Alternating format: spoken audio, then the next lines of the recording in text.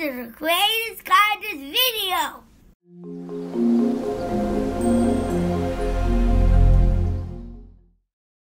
Hello and welcome. I'm Jenny Hall. Thanks for joining me for another card making tutorial. Today my project is a demonstration on how to use white die cuts on white background for a handmade card.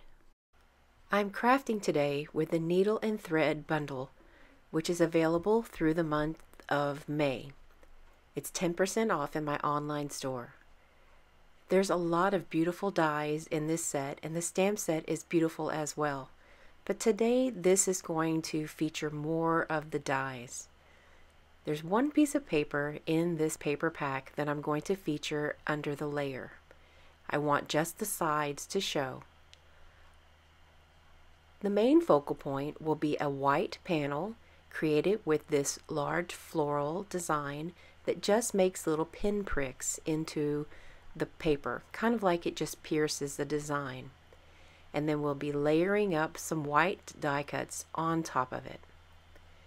I'm placing the panel to where it's centered in between the design on this designer series paper.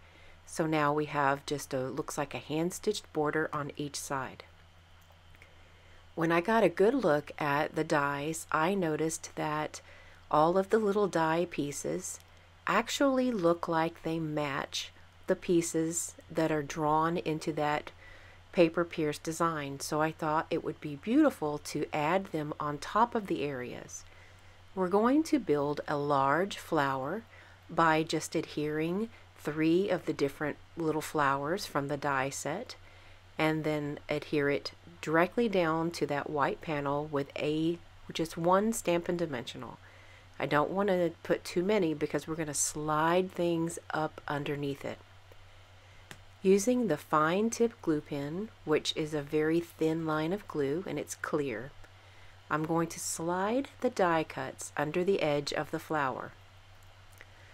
The twig is going to lay on top of the twig area in the design, and the small loop, it's like maybe 3 pieces, it looks almost like a flower loop, is going to lay on top of that same design as well. So the design has pretty much already told us where to put all these little die cuts. So I cut the number of die cuts based on the number that there were in the design. That's just as simple as it is. Here is some new old olive linen thread. It's very, very beautiful. So I thought it would be fun to bring a little more color into the project and also weave it around the sentiment holder in a really fun way. I like this set of dies so much that I can see using this sentiment holder on other projects as well, because it's a nice size to fit a good sized greeting. So I'm going to put just a little bit of glue underneath it to try to encourage it to stay in the right spot. You could put a dimensional underneath it if that works for your crafting. I'm going to put lots of dimensionals on the back of this unit and then remove the backing piece and adhere it down to the card base.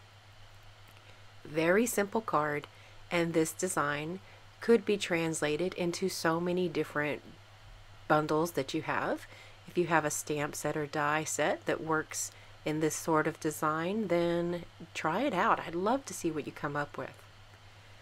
I'm using my Take Your Pick tool and mini glue dots to adhere some of these really cute Needlepoint Nook mini buttons.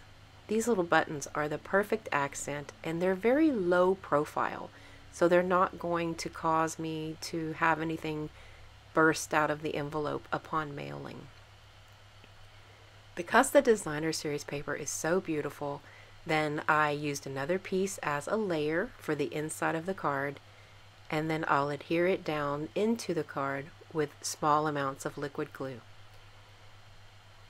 Basic gray is a nice complement to the pink tones as well as to the green tones that are on the front of the card. And I'm using another piece from the stamp set that has a nice little dotted butterfly. So easy and so simple, Yet I really find that this gives me a very tranquil feeling whenever I see all of the white on this design. This would in fact be a very good exercise if you have been looking to make a clean and simple card. Then duplicate this project and use the white on white to see if it helps you. Thank you so much for joining me today. I'll see you next time. Hi, my name is Trip. Thanks for watching the video. See you next time.